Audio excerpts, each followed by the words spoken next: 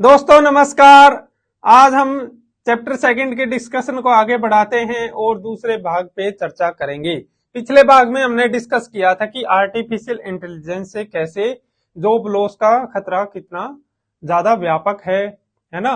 कला के क्षेत्र तक भी इससे नहीं बच पाएंगे। हमने कारण भी डिस्कस किए थे कि क्यों आर्टिफिशियल इंटेलिजेंस से जॉब लॉस का खतरा वास्तविक है, क्योंकि ये एक तो इंसानों के पास अब कोई ऐसा तीसरा सुरक्षित क्षेत्र नहीं बचा जहां पे वो बढ़त बनाए रख सके, और इसके अलावा आर्टिफिशियल इंटेलिजेंस के पास वैसी ही डिसीजन मेकिंग की क्षमता है जैसी इंसानों के पास होती है ना। इंसानों के पास कोई फ्री विल नहीं होती।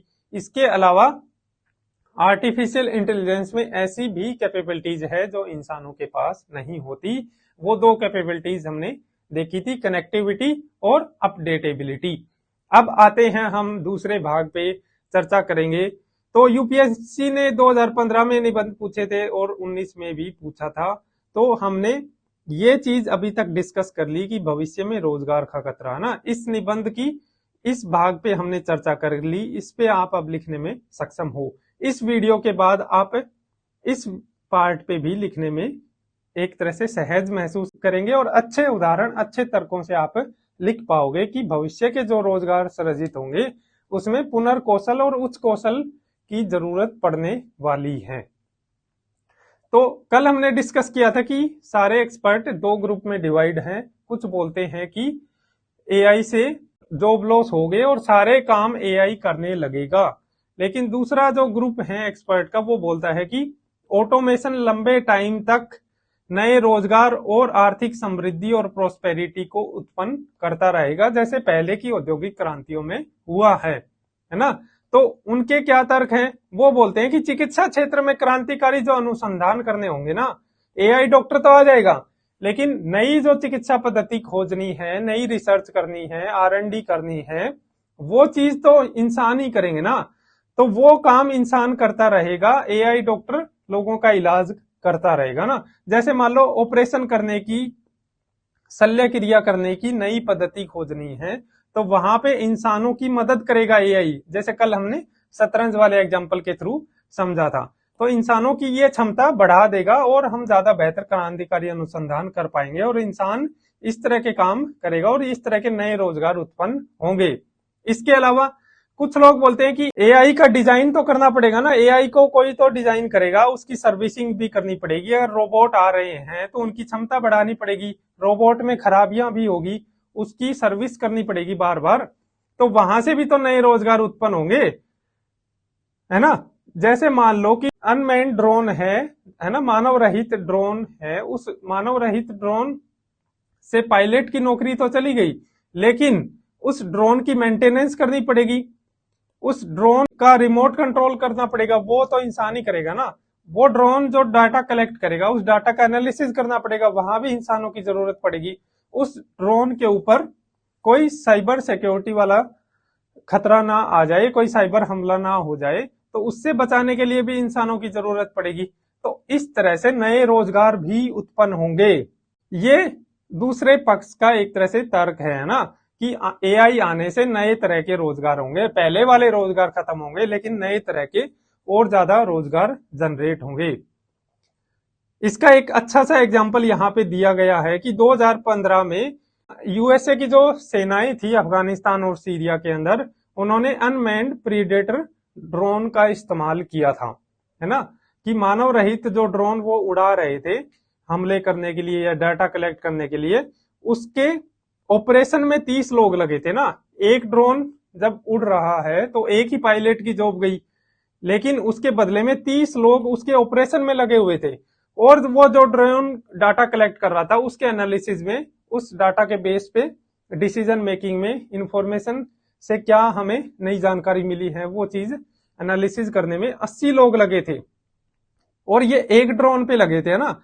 तो जितने भी ड्रोन थे उसको 110 से गुना कर दीजिए, इतने नए रोजगार यहाँ पे उत्पन्न हुए। ये एक रियल एग्जांपल है।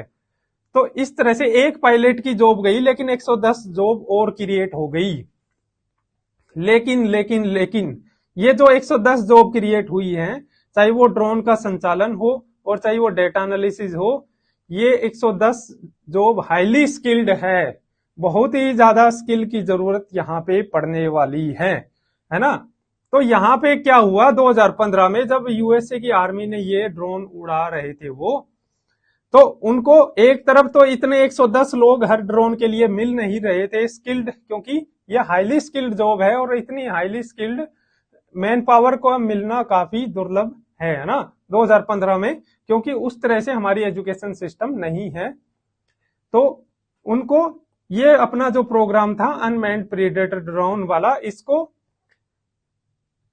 मानव द्वारा उड़ाए जाने वाले ड्रोन यानी कि इंसानी पायलटों को फिर से रिप्लेस करना पड़ा, क्योंकि वो इतने सारे हाईली स्किल्ड मैन पावर की शॉर्टेज से जूझ रहे थे। ठीक है, तो यहां पे ये पता चल रहा है कि एक पायलट की जॉब जाने से 110 जॉब तो क्रिएट हुई, लेकिन वो 110 job highly skilled man power की है। तो इसलिए हमारे सामने इन नई जॉब के कारण जो एक खतरा आएगा ना, वो ये आएगा कि हमें उच्च कौशल की जरूरत पड़ेगी, हाई स्किल की रिक्वायरमेंट होगी। तो पहली औद्योगिक क्रांति में क्या हुआ था, पहली औद्योगिक क्रांति में भी रोजगार बदले थे ना, जैसे अब पायलट का रोजगार गया तो नए रोजगार आए। ये चीज पहली इंडस्ट्रियल रिवोल्यूशन में भी हुई थी, वहां पे भी लोगों को अपना जो पुराना रोजगार था, वहां पे भी लोगों को अपना पूरा रोजगार छोड़ के दूसरा रोजगार करना पड़ा। जैसे मान लो कोई पहले एग्रीकल्चर सेक्टर में लेबर है, उस लेबर को एग्रीकल्चर वाला काम छोड़ के अब फैक्ट्री में मजदूर का काम करना पड़ रहा था ना, या फिर पहले कोई बैलों से हल चला रहा है, अब वो ट्रैक्टर से हल चला रहा था, है ना। तो चीजें बदली थी, अब जो पहले खेत में काम कर रहा था वो किसी फैक्ट्री में जाके मजदूर वाला काम कर रहा था, रोजगार बदले थे। लेकिन वो जो रोजगार बदले थे उसमें लिमिटेड ट्रेनिंग की जरूरत थी, है ना। पहले बैल चला रहा था, अब ट्रैक्टर चलाना है, तो ट्रैक्टर चलाने के लिए बहुत ज्यादा स्किल की जरूरत नहीं है, बहुत ज्यादा ट्रेनिंग की जरूरत नहीं है, लिमिटेड ही ट्रेनिंग चाहिए। तो इस वजह से वो चीजें बहुत आसान थी। लेकिन अब जो रोजगार नए क्रिएट हो रहे हैं उसके लिए स्किल बहुत ज्यादा चाहिए, बहुत ज्यादा ट्रेनिंग की जरूरत पड़ने वाली है। तो हम एक विरोधाभासी स्थिति से जूझेंगे, एक कॉन्ट्राडिक्टरी सिचुएशन हमारे सामने आएगी। एक तरफ तो राइज ऑफ अनएम्प्लॉयमेंट होगा और एक यूजलेस क्लास हमारे सामने आएगी, एक ऐसा वर्ग जिसकी अब जरूरत नहीं रही, जो इररिलेवेंट हो गया है ऑटोमेशन के कारण। और दूसरी तरफ हमें ऐसे कुशल मानव संसाधन नहीं मिलेंगे, स्किल्ड मैन पावर हमारे पास नहीं होंगे जो उस एआई को, रोबोट को चला सके, उसकी सर्विसिंग कर सके, उसका डिजाइन कर सके, उसके डेटा का एनालिसिस कर सके। तो इस तरह से हम एक कंट्राडिक्टरी सिचुएशन में आने वाले हैं। ये देखो, जैसे ये वाला एग्जांपल था यूएस आर्मी वाला, तो यहाँ पे ऐसा नहीं होगा कि किसी व्यक्ति को लिमिटेड ट्रेनिंग देके और उसको वो एआई वाला काम करवाने लगे, ये पॉसिबल नहीं है। क्यों नहीं है? क्योंकि मान लो यूएसए की आर्मी के पास अगर इस तरह के स्किल्ड मैन पावर उन्हें नहीं मिले, तो वो ऐसे कोई 2060 में जो जॉब मार्केट होगी, वो जॉब मार्केट में जो नए जॉब आएंगे, जो नए एक तरह से रोजगार उत्पन्न होंगे, वो स्टैटिक नहीं होंगे। जैसा हम 19वें चैप्टर में डिस्कस किया था पहले पार्ट में कि आने वाले बदलाव कितनी तेजी से आएंगे, जिसमें स्टैटिक जॉब नहीं होगी, आजीवन आप एक ही काम करते रहो, एक ही रोजगार में रहो, वो चीज अब आदिकाल की बात हो जाएगी। आपको हर 10 साल में अपने आप को एक तरह से इन्वेंट करना पड़ेगा, अपग्रेड करना पड़ेगा, अपनी पर्सनैलिटी आइडेंटिटी में चेंज करने पड़ेंगे और लगातार अपने स्किल को अपडेट करते रहना पड़ेगा, नई नई चीजें सीखते रहना पड़ेगा और बार बार कंपटीशन में आना पड़ेगा जॉब के लिए, है ना। तो ये होने वाला है जॉब मार्केट का नेचर 2060 में, है ना। तो जो यूपीएससी का निबंध आया था कि पुनर्कौशल और उच्च कौशल के माध्यम से बेहतर रोजगार, है ना। तो रोजगार तो मिलेंगे, लेकिन वो पुनर्कौशल चाहिए, उच्च कौशल भी चाहिए, और वो रोजगार बेहतर है या नहीं है ये तो आने वाला वक्त ही बताएगा। क्योंकि जब हर 10 साल में व्यक्ति को अपने स्किल को अपडेट करना पड़ेगा, कंपीट करना पड़ेगा बार बार, और उससे जो मेंटल पेन आएगा, जो स्ट्रेस आएगा, क्या हम उस चीज को झेल पाएंगे जो हमने 19वें चैप्टर में डिटेल में डिस्कस किया था, है ना। क्योंकि हम 19वें चैप्टर की वीडियो पहले बना चुके हैं, इसलिए ये चीज पहले हम डिस्कस कर चुके हैं। अब हरारी बोलते हैं कि हम अपने आप को आत्म संतुष्ट होने की छूट नहीं दे सकते। We can not allow our self to be self satisfy, है ना, कि हम अपने आप इस तरह से नहीं कह सकते कि देखा जाएगा जो होगा भविष्य में। हमें कुछ फैसले लेने पड़ेंगे, कदम उठाने पड़ेंगे, है ना। जैसे इस बार भी निबंध आया था कि गलत होने की कीमत कुछ न करने की कीमत से ज्यादा है। तो इसलिए बेशक हम जो काम करेंगे, जो कदम उठाएंगे, उसमें हम गलत हो सकते हैं, लेकिन अगर हम हाथ पे हाथ धर के बैठे रहे तो ये जो कीमती वक्त अभी हमें मिला हुआ है ये हाथ से निकल जाएगा। जैसा कि पहली औद्योगिक क्रांति से क्या हुआ था, पहली औद्योगिक क्रांति आई तो पहले जो राजतंत्र थे, सामंतवाद था, जो पहली व्यवस्थाएं बनी हुई थी वो व्यवस्थाएं धराशायी हो गई औद्योगिक क्रांति आने के कारण। जो नई अर्थव्यवस्था बनी, नया समाज बना, है ना, इंडस्ट्रियलाइजेशन हुआ, अर्बनाइजेशन हुआ, तो उसकी वजह से लिबरल डेमोक्रेसी का राइज हुआ, कम्युनिस्ट तानाशाही आई, फांसीवाद आया। ये सारे पहली औद्योगिक क्रांति की एक तरह से उत्पाद थे। और हमने पूरी एक सेंचुरी बिताई इन तीनों के आपस में टकराव का, एक तरह से ना, कि प्रथम विश्व युद्ध हुआ, सेकेंड वर्ल्ड वॉर हुआ, और कम्युनिस्ट तानाशाही भी आई, जैसे रूस में आई, चाइना में आई, और क्यूबा में आई, और भी बहुत सारे देशों में आई। और कम्युनिज्म और लिबरलिज्म के बीच में कोल्ड वार चला लंबा ना, जिसमें न्यूक्लियर वॉर का खतरा काफी ज्यादा था। तो हमने पूरी एक सेंचुरी बिताई जिसमें कम्युनिस्ट तानाशाही या फांसीवादियों ने काफी ज्यादा भयंकर अत्याचार किए, चाहे वो यूक्रेन में अकाल रहा हो या फिर नाजियों ने जैसे यहूदियों का नरसंहार किया था, है ना। तो हमने पूरा एक शताब्दी बिताने के बाद ये लेसन, ये पाठ सीखे थे। अब हमारे पास उतना टाइम और नहीं है कि हम फिर से वैसी ही गलतियां करें और गलतियां कर करके सीखे। तो इसलिए हमें कदम उठाने पड़ेंगे, नई विचारधाराएं गढ़नी पड़ेगी, जो हमने पिछले चैप्टर में डिस्कस किया था।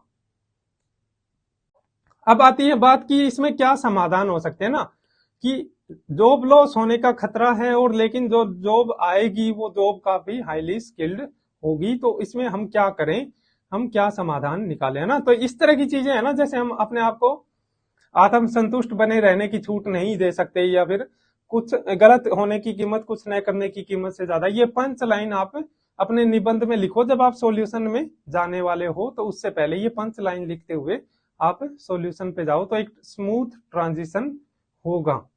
तो हम सॉल्यूशन यहाँ पे 3 कैटेगरी में बांट के डिस्कस करेंगे कि 3 कैटेगरी में हमारे पास कुछ समाधान हो सकता है। पहला कि रोजगार की जो क्षति होगी, जॉब लॉस होगी, उसे हम कैसे रोकें। दूसरा है जो नई जॉब क्रिएशन होगी उसको हम कैसे क्रिएट करें। और तीसरा, अगर जॉब लॉस जॉब क्रिएशन से ज्यादा है तो उस सिचुएशन में हम क्या करें। तो पहला जो समाधान है, how to prevent job loss, तो उसमें हरारी बोलते हैं कि जॉब लॉस को रोकना, यानी कि ऑटोमेशन को पूरी तरह रोकना ताकि जॉब लॉस ना हो, रोबोटिक्स को पूरी तरह रोकना, एआई को रोकना, ये अनअट्रैक्टिव है, अनाकर्षक है, और एक तरह से असाध्य रणनीति है ना, इम्पॉसिबल स्ट्रेटेजी होगी। क्योंकि एआई और रोबोटिक्स की जो असीम जो सकारात्मक संभावनाएं है ना, अनलिमिटेड जो पॉसिबिलिटी है, हम उनको नहीं छोड़ सकते।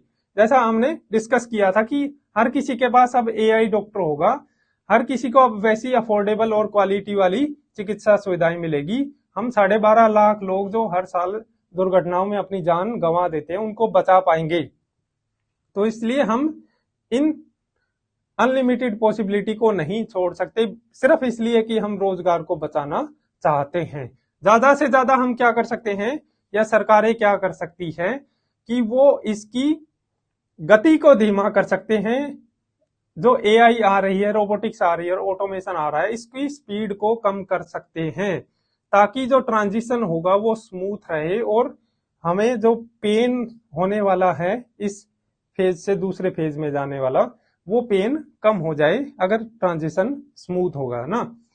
तो इतना हम कर सकते हैं। अब दूसरा चीज आती है कि नए जो जॉब क्रिएट होंगे उसमें हम क्या करें।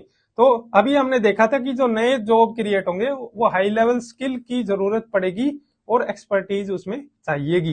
तो यहाँ पे सरकारों का क्या रोल आ जाता है जब ऐसी स्किल हमें चाहिएगी। तो सरकारों को लाइफ टाइम एजुकेशन के ऊपर इन्वेस्ट करनी पड़ेगी, एजुकेशन में और ज्यादा एक तरह से जीडीपी का एक्सपेंडिचर करना पड़ेगा और सेफ्टी कवर प्रोवाइड करना पड़ेगा ना, क्योंकि सेफ्टी कवर कहाँ जरूरत पड़ेगी, एक तो व्यक्ति अपना जॉब लॉस कर देगा, वो बेरोजगार हो जाएगा, उसे सेफ्टी कवर चाहिएगी, उसे कुछ सामाजिक सुरक्षा चाहिएगी। इसके अलावा एक व्यक्ति एक रोजगार छोड़ के दूसरे रोजगार पे जाना चाह रहा है, तो वो जो बीच वाला जो टाइम है उसमें भी उसको कहीं ना कहीं सामाजिक सुरक्षा चाहिए, एक सेफ्टी चाहिए, है ना। तो जो ट्रांजिशन वाला पीरियड है वहां भी हमें सेफ्टी कवर चाहिएगा, क्योंकि जॉब लॉस पहले हो जाएंगे और हाईली स्किल्ड बनते बनते सारी आबादी को टाइम लगेगा। तो जो ट्रांजिशन वाला पीरियड है वहां भी सरकारों को काम करना पड़ेगा।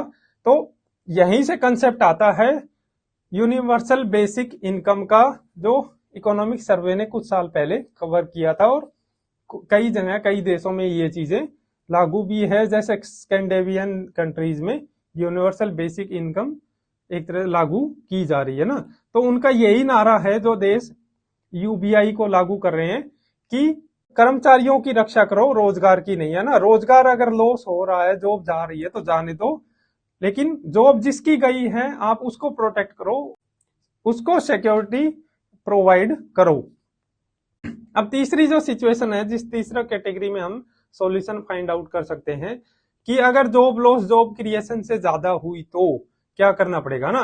तो अभी तक हमने जो सोसाइटी बनाई थी, इकोनॉमी बनाई थी, पॉलिटिक्स बनाई थी, वो जॉब से संबंधित थी ना। हम ऐसे समाज में रह रहे थे जहां सभी काम कर रहे थे, अभी तक ऐसे समाज में रह रहे थे, ऐसी अर्थव्यवस्था हमने बनाई थी जहां पे सभी काम कर रहे थे, रोजगार था सभी के पास, ऐसी राजनीति थी जहां पे सभी एक तरह से रोजगार का मुद्दा था, है ना। रोजगार था, बेशक उनके पास उनका शोषण हो रहा हो, उनको कम मजदूरी मिल रही हो।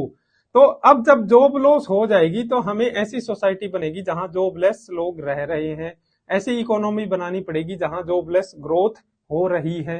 ऐसी पॉलिटिक्स और ऐसे पॉलिटिकल मुद्दों से एक तरह से दो चार होना पड़ेगा जहां पे जॉबलेस वाली सिचुएशन है। हमें इस तरह के नए मॉडल तलाशने पड़ेंगे, है ना। जो पुराने उदारवादी स्ट्रक्चर है या फिर कम्युनिस्ट स्ट्रक्चर है वो अब यहाँ पे काम नहीं आएंगे, जैसे हमने पिछले चैप्टर में डिस्कस किया था ना, कि जैसे साम्यवाद आया था एक्सप्लॉयटेशन को रोकने के लिए ना, जबकि अब सिचुएशन है, अब इररेलेवेंसी की प्रॉब्लम है ना, कि अब मजदूर है वो इररेलेवेंट हो जाएगा, ना कि उसका एक्सप्लॉयटेशन हो रहा है। तो कम्युनिस्ट मार्क्सवाद यहाँ पे काम नहीं कर पाएगा। इसके अलावा हमें क्या करना पड़ेगा, हमें उन कार्यों को भी रोजगार का दर्जा देना पड़ेगा जो अभी तक रोजगार जिन्हें नहीं माना जाता, जैसे कि घरेलू कार्य या फिर बच्चों की परवरिश, है ना। हमें इनको भी जीडीपी में काउंट करना पड़ेगा और इनके लिए भुगतान करना पड़ेगा। और ये भुगतान कौन करेगा, ये सरकार करेगी, है ना। कि जैसे घर पे काम करने वाली महिलाओं को एक तरह से वेतन देना, उनको सामाजिक सुरक्षा प्रोवाइड करना, तो इस तरह के कामों को हमें मेन स्ट्रीम इकोनॉमी का पार्ट बनाना पड़ेगा। या फिर हमें यूनिवर्सल बेसिक इनकम की तरफ बढ़ना पड़ेगा ना। ये तीसरा एक तरह से समाधान है, तीसरे समाधान का तीसरा पैटर्न है। ये पहला, ये दूसरा और ये तीसरा, कि हम यूनिवर्सल बेसिक इनकम या फिर यूनिवर्सल बेसिक सर्विस की तरफ आगे बढ़ना शुरू करें, कि हर व्यक्ति को एक बेसिक इनकम प्रोवाइड की जाए जिससे वो अपनी बुनियादी जरूरतें पूरी कर सके, या फिर हर व्यक्ति को बुनियादी सेवाएं दी जाए, हेल्थ केयर की, एजुकेशन की, फूड की, है ना। तो ये सारी चीजें उसे दी जाए, रोटी कपड़ा मकान टाइप। लेकिन इसके साथ यहाँ पे लास्ट में एक चुनौतियां भी डिस्कस की गई है ना, कि यूनिवर्सल बेसिक इनकम में यूनिवर्सल क्या है, इसको आप कैसे डिफाइन करोगे, और यूनिवर्सल बेसिक इनकम में बेसिक क्या है, बुनियादी क्या है, वो चीज आप कैसे डिफाइन करोगे। ये चीज इसके साथ यहाँ पे चैलेंज जुड़ा हुआ है जो यहाँ पे डिस्कस किया गया है, कि यूनिवर्सल क्या है ना, सार्वभौमिक क्या है। यानी कि जो अब हम रह रहे हैं ग्लोबलाइजेशन के टाइम में, तो ग्लोबलाइजेशन में कैसे ग्रोथ हुई है ना। जो गरीब देश थे, विकासशील और अविकसित देश थे, उनके पास सस्ता श्रम था, उनके पास लेबर थी, है ना, और अनस्किल्ड लेबर थी, लेकिन वो वहां पे श्रम यानी कि लेबर कॉस्ट काफी कम थी, उसकी वजह से उन्होंने सस्ती चीजें बनाई और विकसित देशों में बेची। उसकी वजह से जो आर्थिक खाई थी देशों के बीच में वो काफी हद तक कम हुई थी, है ना। उन्होंने अपना सस्ता अकुशल श्रम बेचा था। लेकिन ये जो खाई बनी थी और इस खाई को इस पुल के द्वारा जो पाटा जा रहा था, अब ये पुल गिरने वाला है, अब ये पुल टूटने वाला है। क्योंकि अब विकसित देशों में जो सारे काम पहले यहाँ पे अविकसित देशों के लोग कर रहे थे सस्ते श्रम के कारण, अब वो चीज विकसित देशों में वहां पे मशीनें और ऑटोमेशन और आर्टिफिशियल इंटेलिजेंस करने लगेगी। तो अब विकसित देशों को गरीब देशों और विकासशील देशों की जरूरत नहीं पड़ेगी, उनकी जो लेबर है वो इररेलेवेंट हो जाएगी, है ना। तो जो विकसित देश में अगर कोई युवा रोजगार खो रहा है तो उसका रोजगार खोने का एक तरह से सिक्योरिटी कवर तो वहां की गवर्नमेंट प्रोवाइड कर देगी, वहां पे उसको यूनिवर्सल बेसिक इनकम बेरोजगारी भत्ता दे देगी। लेकिन विकसित देश में ऑटोमेशन एआई आने के कारण जॉब लॉस तो गरीब देश की हुई ना, विकासशील और अविकसित देश की हुई ना। जैसे मान लो इंग्लैंड में कपड़ा बनाने वाली अब कोई एआई मशीन आ गया, 3D प्रिंटर आ गया, रोबोट आ गया, अब वही डिजाइन कर रहे हैं, वही वहीं पे ही बन रही है। तो उसकी वजह से जॉब लॉस तो बांग्लादेश के किसी मजदूर का हुआ ना, तो इंग्लैंड की सरकार उस बांग्लादेश के मजदूर को थोड़ी यूनिवर्सल बेसिक इनकम देगी। ये समस्या है ना। जैसे अब बेंगलुरु में कॉल सेंटर चल रहा है जहां पे भारत के लोग वहां के लोगों की समस्याएं सुलझाते हैं। लेकिन अब जब चैट जीपीटी ये काम करने लगेगा, एक एआई रोबोट आ जाएगा, वो लोगों को जवाब बेहतर तरीके से देने लगेगा, तो अब बेंगलोर में कॉल सेंटर बंद होने लगेंगे, यहाँ के लोग, यहाँ के जो युवा हैं वो बेरोजगार होंगे। तो जब ये बेरोजगार होंगे तो यूएसए की गवर्नमेंट इनको सिक्योरिटी कवर नहीं देगी। तो ये समस्या है इस सार्वभौमी के साथ कि यूनिवर्सल क्या है ना, यूनिवर्सल को आप किस तरह से परिभाषित करोगे। अब बुनियादी के क्या समस्या है कि बेसिक क्या है। बेसिक क्या है कि मिनिमम कैलोरी इनटेक है या फिर बेसिक ह्यूमन नीड है ना। अगर आप कह रहे हो कि बेसिक इनकम दो या फिर बेसिक सर्विस दो, तो उसमें आप बेसिक को कैसे डिफाइन करोगे। एक व्यक्ति को जीवित रहने के लिए कुछ कैलोरी चाहिए ना, fix, I think 2400 kilo calorie चाहिए। तो उतनी कैलोरी इनटेक लेना बेसिक जरूरत पूरी करना है, या फिर उसके बहुआयामी गरीबी के एक तरह से सारे पैरामीटर को सेटिस्फाई करना। आप इसको डिफाइन कैसे करोगे कि ये चीज बेसिक है ना। तो ये समस्या है। इसके अलावा अगर आप कह रहे हो कि बेसिक एजुकेशन दे, तो बेसिक एजुकेशन क्या है ना। आप सिर्फ लिटरेसी दे दो कि वो पढ़ने लिखने में सक्षम हो जाए, ये बेसिक एजुकेशन है, या फिर उसे कंप्यूटर कोडिंग सिखाना बेसिक है ना। तो आप इन दोनों में कैसे डिफरेंशिएट करोगे। एक व्यक्ति जो कंप्यूटर कोडिंग सीख रहा है और एक जिसको आपने बेसिक एजुकेशन के नाम पे सिर्फ लिटरेसी दे दी, पढ़ने लिखने में ही सक्षम बना दिया, तो इन दोनों के बीच की जो खाई बनेगी वो काफी ज्यादा चौड़ी होगी, है ना। तो ये बेसिक एजुकेशन भी हम इस तरह से डिफाइन नहीं कर सकते। और ह्यूमन की जो बेसिक नीड्स हैं वो भी टाइम के साथ बढ़ती जाती है। इंटरनेट भी बेसिक नीड है आज के टाइम में, है ना। गाड़ी भी हो सकती है, घर भी हो सकती है, तो इसका कोई ऐसा फिक्स पैरामीटर नहीं है। तो यूनिवर्सल बेसिक इनकम के साथ ये सारी चुनौतियां जुड़ी हुई हैं। तो ये चीजें थी जो इसमें चैप्टर में हमने डिस्कस की। अब आप 2015 और 2019 वाला निबंध लिखने में काफी सहज महसूस करेंगे। अब इस चैप्टर में कुछ इंपॉर्टेंट कोड दी गई थी जिनका इस्तेमाल आप अपने निबंध में कर सकते हो कि संतुष्ट होना होमो सेपियंस की बनावट में नहीं है। Satisfaction is simply not in the nature of homo sapiens, है ना। जैसे कि ये बेसिक नीड क्या है, ये तब सेटिस्फाई करेंगे ना जब इंसान की एक तरह से संतुष्टि का कोई लेवल हो, है ना। और संतुष्टि का तो होमो सेपियंस का कोई लेवल ही नहीं है। गांधीवाद वाले चैप्टर में भी हमने पढ़ा था, गांधी जी ने मानव की जो साइकोलॉजी है उसको कितने अच्छे से समझा था कि मानव की इच्छाएं हैं वो लगातार बढ़ती जाती है, और अगर वो इच्छाओं के आधार पर हम संसाधन बांटेंगे तो हमारे पास 2-3 पृथ्वी भी कम पड़ेगी, है ना। कि प्रकृति मनुष्य की जरूरतें पूरी कर सकती है, उसकी लालच और उसकी इच्छाओं को पूरा नहीं कर सकती।